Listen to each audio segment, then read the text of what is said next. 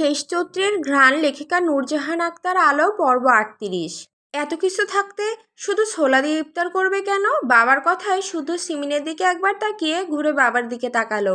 তারপর ঠান্ডা স্বরে বলল, সামান্য ছোলা নিয়ে যখন এত কাণ্ড ঘটে গেল, তার মানে বুঝতে হবে এই ছোলা মহামূল্যবান কিছু। একদিন ছোলা না খেলে মানুষ মারা যেতেও পারে। এই পাপ কি আর জেনে শুনে করা যায়? তাই ইফতার আর ছোলা দিয়েই হবে। এ কথা বলে নিজেই সব সরাতে গেলে সীতারা এসে ছেলেকে থামালেন। শুদ্ধর হাত থেকে সেসব কেড়ে টেবিলে রেখে ছেলেকে বসালেন চেয়ারে। তারপর পাশে দাঁড়িয়ে ওর মাথায় পিঠে হাত বুলিয়ে শান্ত হতে বললেন, ইচ্ছে করে মারেনি, অসাবধানে লেগে গেছে। ওকে ফাইন, তাহলে রক্তাক্ত হলো কেন? মা মেয়েকে শাসন করবে না? বারণ করলাম কখন? এর আগেও ছোট আম্মু নানান কারণে মেরেছে, কিছু বলেছি কখনো? কিন্তু মারেরও একটা সিস্টেম থাকা লাগে। আমিও তো কতবার মারি, রক্তাক্ত হয় কি? এতটা রক্ত ঝরেছে কখনো? ঠিক আছে, তোর বোনকে আর কেউ মারবে না এভাবে। শান্ত হ বাপ। শুদ্ধ শান্ত হলো না, বরং পুনরায় সিমিনের উদ্দেশ্যে বলল, আমাদের বাড়িতে সাম্য, সৃজন, শীতল এরা চঞ্চল, এই কথা তো কারো অজানা নয়। তারা ছোট থেকেই দুরন্ত, তার মধ্যে এখন দুজন গুরুতর অসুস্থ। তাদের অসুস্থতা আমাদের বাড়িটাকে মিইয়ে দিয়েছে। আগের মতো বাড়িতে প্রাণবন্ত ভাবটা নেই, খুনসুটির মুহূর্ত নেই। গত কয়েকটা দিন ধরে মনে প্রাণে চেয়ে যাচ্ছি কবে সব ঠিকঠাক হবে, কবে আমাদের বাড়িটা আবার প্রাণ ফিরে পাবে। কিন্তু এর মধ্যেই সামান্য একটা কারণে আরেকজনকে মেরে রক্তাক্ত করলে? খুব দরকার ছিল যেভাবে মারলে? এতে যদি ওর শ্বাস আটকে যেত? তোমার আরো ভালো করে জানা যে ও কাঁদতে পারে না, তাছাড়া সারাদিন রোজা আছে, কিছুদিন আগে সে রক্ত দিয়েছে। এমন তো নয় ইচ্ছে করে ছোলা ফেলেছে। তাহলে এভাবে মারার দরকার ছিল কি? হ্যাঁ, মানছি তোমার মেয়ে শাসন করবে তুমি, সেই রাইট অবশ্যই তোমার আছে, কিন্তু এভাবে কেন? রক্তাক্ত হবে কেন? সে না হয় অবুঝ, তুমি তো আর তা নও ছোট আম্মু। একবার তাকিয়ে দেখো ঠোঁটটা কিভাবে কেটেছে, এখন খাবে কিভাবে? শুদ্ধর কথা শুনে সেবিন মুখ ভোতা করে তাকিয়ে আছে মেয়ের দিকে। পাজিটা মাকে নাস্তাবোধ হতে দেখে মিটিমিটি হাসছে। কত বড় ফাজিল! তবে হাসলে অদ্ভুত দেখাচ্ছে, ঠোঁটের এক পাশ অনেকটাই ফুলে কালচে রক্ত জমে আছে, প্রচণ্ড ব্যথা হবে। তখন উনিও সুযোগ বুঝে অভিযোগ দিলেন, মারাটাই চোখে দেখলি কেন? মারলাম দেখলি না? ও সপ্তাহখানিকের মধ্যে বই হাতে নিয়ে এসে কিনা একবার জিজ্ঞাসা কর। বাড়িতে পড়তে বসে না, কোচিংয়ে যায় না? কিয়ারাকে অবধি ডাকতে আসতে বারণ করেছে। সারাটা দিন খালি টই টই করে ঘোরা, গাছে উঠে পাখি দেখা, ফল পাকড় পাড়া, এসবই করে বেড়ায় সে। ডাক্তার দেখে মেডিসিনগুলো যে এনে দিলি, হাত দিয়ে শুয়েছে নাকি জিজ্ঞাসা কর, এখনই জিজ্ঞাসা কর। মায়ের অভিযোগ শুনে শীতলের মুখটা লটকে গেল। একটা অভিযোগও মিথ্যা নয়। শিমিন তখন আরও বললেন, এগুলো না হয় বাদই দিলাম, কিন্তু আমার মন বলছে ও আবার কোনো কাণ্ড ঘটাচ্ছে, ওই আঠাখড়ের মতো আবার কাউকে। ভাসুরের সামনে শিমিন আর পুরো কথা শেষ করতে পারলেন না, তার আগেই থেমে গেলেন। তবে সকলে বুঝলো ওনার কথার অর্থ, তাই সকলের দৃষ্টি শীতলের দিকে। শীতল নিজেও হতবাক, হতভম্ব চোখে তাকিয়ে আছে মায়ের দিকে। প্রেম না করেই প্রেমের অপবাদ মানা যায়?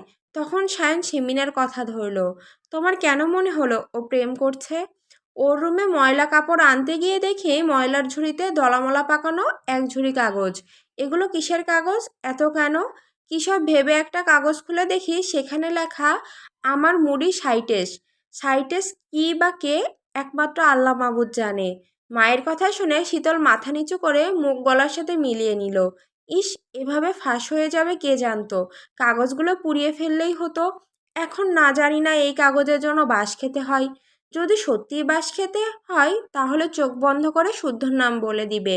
মার এমনিতেও খেতে হবে, অমনিতেও খেতে হবে। সেদিন বিশুদ্ধ পুরুষ তাকে চেয়ে নিতে বলল না? আজ ধরা খেলে বড় আব্বু না বড় মাকেও বলবে, তোমাদের ছোট পুত্রের নববধূ হওয়ার টোকেনটা আমাকেই দাও বড় আব্বু।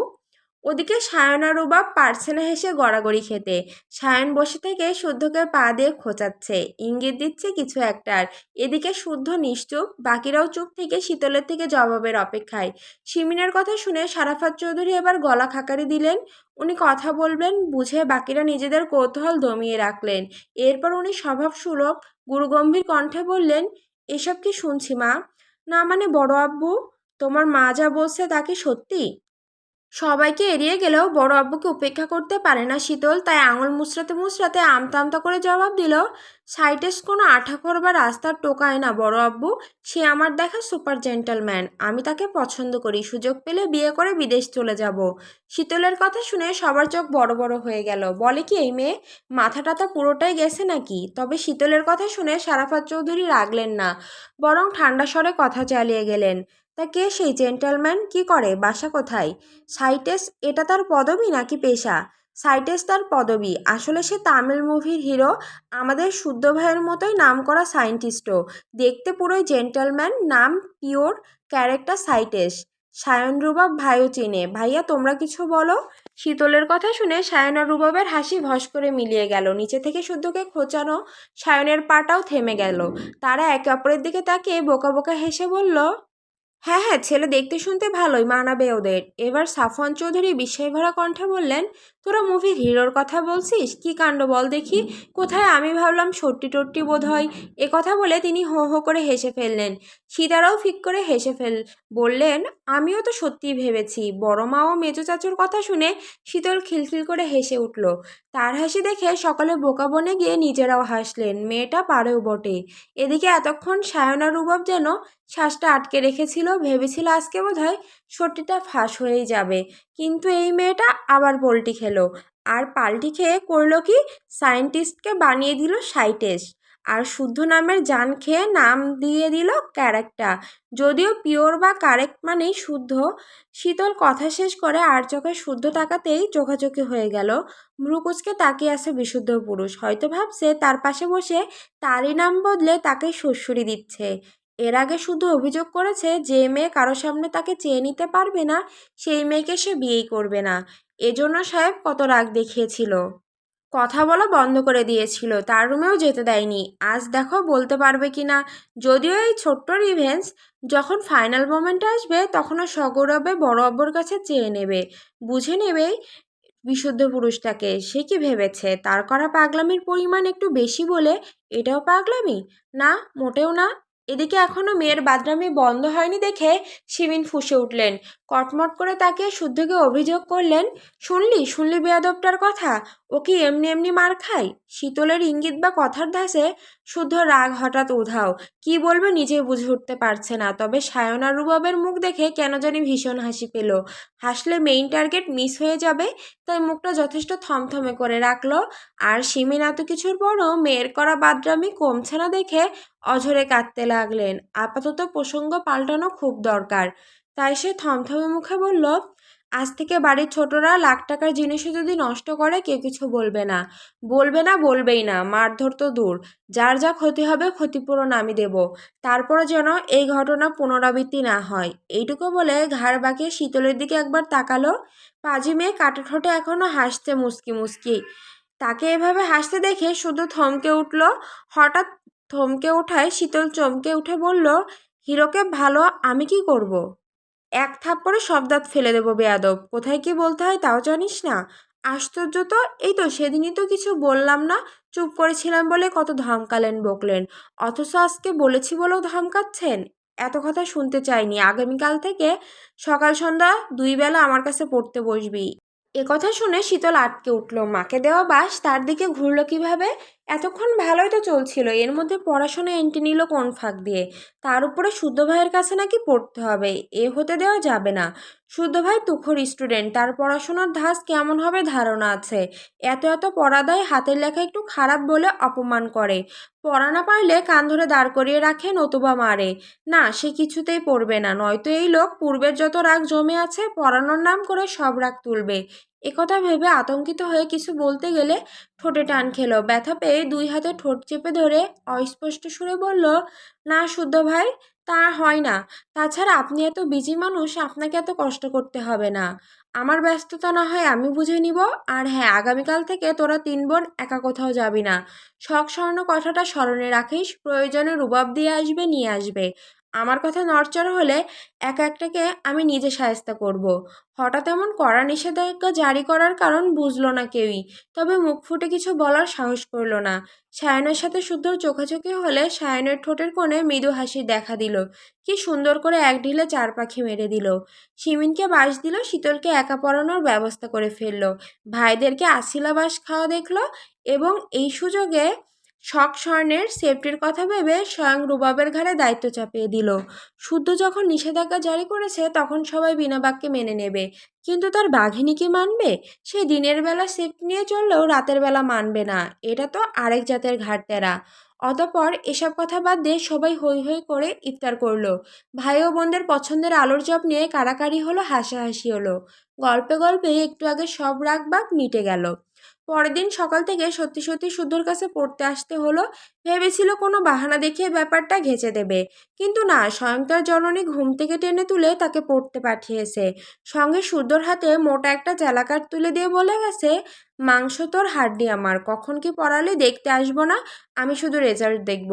কথা বলে উনি বিদায় নিতেই শুধু তাকে চালাকাঠ দেখিয়ে বলেছে, এটাকে সালাম, আজ থেকে এটাই তোর শিক্ষাগুরু। এর যা দাপট সেটা তোর সেনাবাহিনী বাপেরও নেই। এবার বই বের কর। মুখ লটকে শীতল বই বের করলে শুধু তাকে পড়িয়েছে, বারবার একটা পড়া বুঝিয়েছে, শীতল বলেছে বুঝেছে, কিন্তু সেটা যখন তাকে করতে দিয়েছে তখনই বেঁধেছে ঝামেলা। ফলে কপালে জুটল চেলাকাটের বাড়ি। এভাবেই রোজ শুদ্ধর কাছে না চাইতেও পড়তে বসতে হলো শীতলের। কখনো পেট ব্যথা, মাথা ব্যথা, চোখ ব্যথা বলে কত কি অজুহাত সৃষ্টি করলেও ছাড় পায়নি। এভাবেই দিন দিন শীতলের পড়ার চাপ বাড়ল, নিত্যদিনের সাথী হলো মার ধমক। তবে শুদ্ধ যখন তাকে কিছু বোঝাতে একমনে কিছু লিখত তখন সে ড্যাব ড্যাব করে তাকিয়ে থাকতো। একবার দেখতো শুদ্ধর হাতের সুন্দর লেখা, আর একবার দেখতো সুন্দর মানুষটাকে। মনে মনে কত কি বলতো, মুখ টিপে হাসতো। শুধুও বুঝতো, তবে কিছু বলতো না। কি বলবে? শীতলকে ওর কাছাকাছি রাখার জন্যই তো পড়ার কথা বলেছিল, নয়তো রিসার্চের কাজ ছেড়ে পড়ানোর সময় কোথায় তার। আর এই কাজ করার কারণ ভালোবাসার সৃষ্টির একমাত্র ওষুধ ভালোবাসার মানুষটার খুব কাছাকাছি থাকা, একা সময় কাটানো, পড়ানোর ফাঁকে একটু গল্প, মাইলে গাল ফুলিয়ে থাকলে একটু প্রশ্রয় দেওয়া, পড়ানোর ফাঁকে ফাঁকে দু চোখ ভরে দেখা, মন ভরে শরীরের সুবাস টেনে নেওয়া, কলম নেওয়ার সুতোয় ছুঁয়ে দেওয়া, মাঝে মাঝে তার খিলখিল করা হাসি দেখে বুকের তোলপাড় ঝড়টা বহু কষ্টে দমানো, এগুলোই ভালো লাগার এক একটি অংশ। আর এর থেকে একটু একটু করে সৃষ্টি ভালোবাসার। দেখতে দেখতে রোজা প্রায় শেষের পথে, সকলের কেনাকাটা এখনও বাকি। শুধু জরুরি কিছু কাজ থাকায় রুবাব, সাফাত ও সাফওয়ান চৌধুরী মিলে একদিন ইফতারের পরে বাকিদের নিয়ে শপিংয়ে গেলেন। সবাই সবার জন্য মিলে ঝুলে মাঝরাত অবধি কেনাকাটা করলো। পরের দিন বাড়ির মেয়েরা টেইলার্সে ড্রেস বানাতে দিয়ে এলো। সপ্তাহখানেক পরে সিতারা শিমিন টুকটাক কেনাকাটা করতে গিয়ে মেয়েদের ড্রেসও নিয়ে এলেন। যার যার ড্রেস তাকে বুঝিয়ে দিলেন। শীতল পরে দেখবে ভেবে ড্রেসটা রেখে দিয়েছিল। সারাদিন রোজা থেকে ইফতার সেরে রুমে এসে শুতেই চোখ গেল শপিং ব্যাগটার দিকে।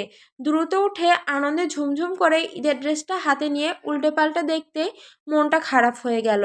ড্রেস মন মতো না হওয়ায় কান্না পেল এবং রুমে বসে সে কাঁদতে থাকলো। আজকে ইফতার পার্টি থাকায় ফ্রেন্ডদের সাথে ইফতার সেরেছে শুদ্ধ। ফ্রেন্ডদের সাথে কিছুক্ষণ সময় কাটিয়ে গিয়েছিল তার ল্যাবে। সেখানে কিছু কাজ সেরে রাত 10টার দিকে বাড়ি ফিরল। বাড়ির মেয়েরা তখন কিছু একটা নিয়ে খুব হাসাহাসি করছিল। ক্লান্ত বিধায় সেদিকে না গিয়ে সোজা রুমে চলে গেছে। সময় নিয়ে শাওয়ার নিয়ে বের হতেই ওর ফোনের রিংটোন বেজে উঠল। ডিসপ্লেতে শাওয়ান চৌধুরীর নাম দেখে কলটা রিসিভ করলো। ড্রেসিং টেবিলের সামনে দাঁড়িয়ে ভেজা চুল মুছতে মুছতে শুনল, আজ সিরাতের মেডিসিন আনতে হবে, না আনলে রাতে মেডিসিন মিস হয়ে যাবে। এদিকে উনি মিটিংয়ে আটকে গেছেন, এজন্য শুদ্ধকে আনার কথা বললেন। অগত্যা শুদ্ধ পুনরায় রেডি হয়ে রুম হতে বের হতে শীতলের কান্নার শব্দ শুনে থমকে দাঁড়িয়ে গেল। এই তো কিছুক্ষণ আগেও দাঁত বের করে হাসছিল, এখন আবার কি হলো? আবার মার খেলো নাকি? কথা ভেবেই সে রুমের দরজায় নক করলে শীতল চোখ তুলে তাকালো। সকল আবদার মেটানোর মানুষটাকে দেখে ঠোঁট ভেঙে কেঁদে অসহায় কণ্ঠে বলল, শুদ্ধ ভাই, সর্বনাশ হয়ে গেছে। শীতলের করুণ আর্তনাদ শুনে শুদ্ধ ভেতরে প্রবেশ করল। গুরুতর কিছু হয়েছে ভেবে জিজ্ঞাসা করল, কি হয়েছে? আমার ইহজীবনের হাসি খুশি সব ধুলোয় মিশে গেছে। অযথা না বকে ঝেড়ে কাশ। টেলার্সে ঈদের ড্রেস বানাতে দিয়েছিলাম, ওই হারামজাদা সালোয়ারে ইলাস্টিক না দিয়ে বেল্ট দিয়েছে। বেল্টের সালোয়ার পরতে পারি না আমি, ঘন্টায় ঘন্টায় গিট্টু বেঁধে যায়। এর আগেও সালোয়ারে খালি গিট্টু বেঁধে যাওয়ায় ওয়াশরুমে কাটা একটা কম্পাস রেখেছিলাম। যতদিন ওই সালোয়ার পরছি ততদিন কাটা কম্পাসটাকে সাথে সাথে রাখতে হয়েছিল। তা গিট্টুর সাথে কাটা কম্পাসের কি সম্পর্ক?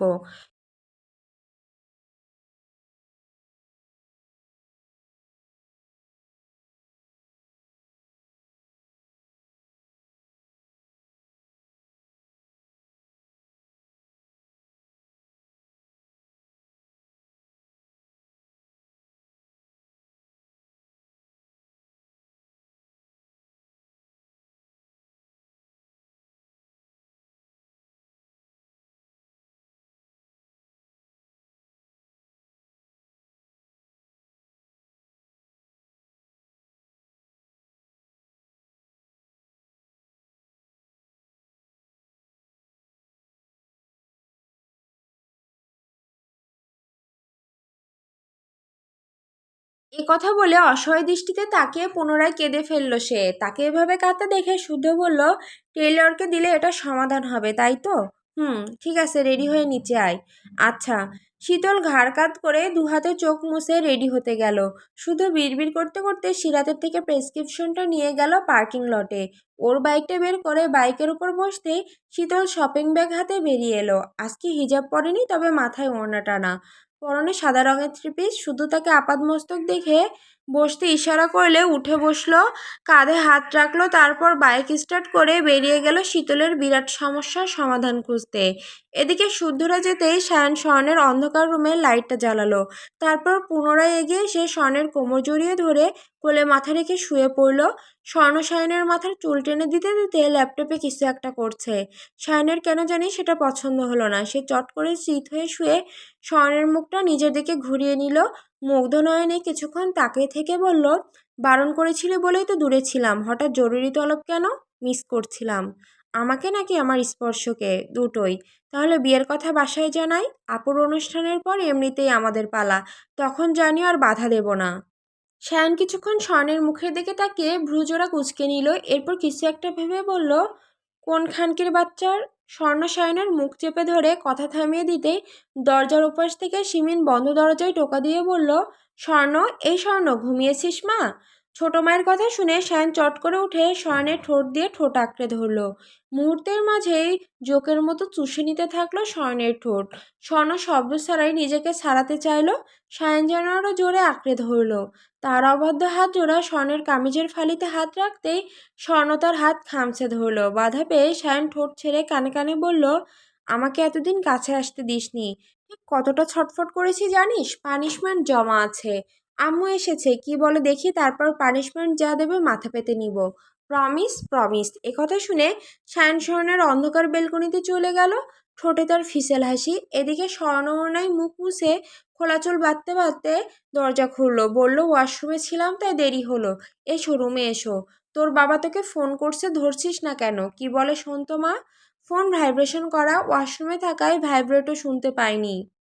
আচ্ছা দেখছি। এ কথা বলে শাহাদাত চৌধুরী কল দিতে ডিসপ্লেতে ভেসে উঠল বাবার মুখ। সে সালাম দিল, বিনয়ীভাবে কুশল বিনিময় করল। সে বরাবরই কম কথা বলে বিধায় কি বলবে খুঁজে পেল না। তখন শাহাদাত চৌধুরী একটা বিয়ের প্রস্তাবের ব্যাপারে জানালেন। একটা ছেলেকে দেখালেন। ছেলেটা ভলিবল খেলছে, সেনাবাহিনী বিধায় শারীরিক গঠন ফিটফাট। ছেলের নাম মুস্তাকিম, চমৎকার একটা ছেলে। ডিপার্টমেন্টে তার সাহসী কাজের কথা মুখে মুখে আলোচিত। তার বাবা মেজর আনিসুল হক, তিনি স্বর্ণ আর মুস্তাকিমের বিয়ের প্রস্তাব রেখেছেন। মুস্তাকিমকে ওনার ভীষণ পছন্দ। এখন স্বর্ণ পজিটিভ ইঙ্গিত দেয়, তাহলে কথা এগোবেন। স্বর্ণ বাবার কথা শুনে একবার তাকালো বেলকনির দিকেই। এসব শুনে ওই পাগলটা বেরিয়ে না আসে। মেয়েকে চুপ থাকতে দেখে শাহাদাত চৌধুরী বললেন, নিজের পছন্দ থাকলেও জানাতে পারো মা, আমি তোমার পছন্দকেও সমান গুরুত্ব দিব। এবার বলো দেখি, আছে নাকি কেউ? স্বর্ণ বাবার মুখের দিকে একবার তাকালো, তারপর সরাসরি বলল, আছে, তবে আমাকে একটু সময় প্রয়োজন বাবা। কিছু জানাতে হলে সবার আগে আমি তোমাকেই জানাবো, প্রমিস। শাহাদাত চৌধুরী নীরবে শুধু হাসলেন, মাথা মৃদু নাড়িয়ে সম্মতি প্রকাশ করলেন। মুস্তাকিমকে ভীষণ পছন্দ বিধায় হাতছাড়া করতেও নারাজ উনি। তাই বললেন, তাহলে শীতল? শীতলের নামটা উঠতেই বুদ্ধিমান স্বর্ণ ওনাকে বলল, শীতল এখনো অনেক ছোট বাবা, হাতে পায়ে বড় হলেও বড্ড অবুঝ। আমার মতে এখনই ওকে এসবের মধ্যে জড়ানো ঠিক হবে না। কয়েক বছর যাক, তখন না হয়। এবারও শাহাদাত চৌধুরী মেয়ের কথায় সম্মতি জানিয়ে কল কাটলেন। শিমিন মেয়ে ও স্বামীর কথা শুনলেও আগ বাড়িয়ে কোনো মন্তব্য করেননি, কারণ উনি জানেন স্বর্ণ বুঝদার, যা সিদ্ধান্ত নিবে জেনে বুঝে নেবে। অন্তত আরেকটার মতো লাফাতে লাফাতে গিয়ে শুকনো মাটিতে মুখ থুবড়ে পড়বে না। তারপর উনি নিচে যেতে স্বর্ণ দ্রুত দরজা আটকে ঘুরে দাঁড়াতেই সায়ন তাকে দেওয়ালের সাথে চেপে ধরে হিসিয়ে বলল, ছেলেটা কেমন, করবি বিয়ে? স্বর্ণ সায়নের হাতটা গলা থেকে সরিয়ে নিজেই রাগান্বিত সায়নের গলা জড়িয়ে ধরল। তারপর মুচকি হেসে বলল, আমার শাহরিয়ারের সায়ন কি কম যে অন্যকে বিয়ের কথা ভাবতে হবে আমার? একথা সায়নের কানে পৌঁছাতেই রাগ গলে জল হয়ে গেল। স্বর্ণকে ঠেলে দেওয়ালে ঠেকিয়ে গ্রীবায় নাক ঘষতে ঘষতে বলল, শখের অনুষ্ঠান হওয়ার 1 সপ্তাহের মধ্যে তোকে আমার ঘরে তুলবো। জান, বিশ্বাস কর, সত্যি অধৈর্য হয়ে গেছি। আজকাল কষ্ট হয় নিজেকে সামলে নিতে। তোকে দেখলে অবাধ্য মন বলে তোর মাঝে রূপ দিতে। স্বর্ণ হাসলো, তারপর সায়নের কপালে চুল সরিয়ে আচমকা চুমু এঁকে বসলো। এদিকে সায়ন হতভম্ব, সে বিস্ময় নিয়ে তাকিয়ে আছে। এই প্রথম স্বর্ণ নিজে থেকে তাকে চুমু দিল, তাও কপালে। কিন্তু এই মেয়েটা কি জানে তার কপালে দেওয়া ছোট্ট একটি চুমু তার হৃৎপিণ্ডে পৌঁছে গেছে? কাছে না আসায় অভিমানে পূর্ণ উত্তপ্ত বুকটা একেবারে হিমশীতল হয়ে গেছে।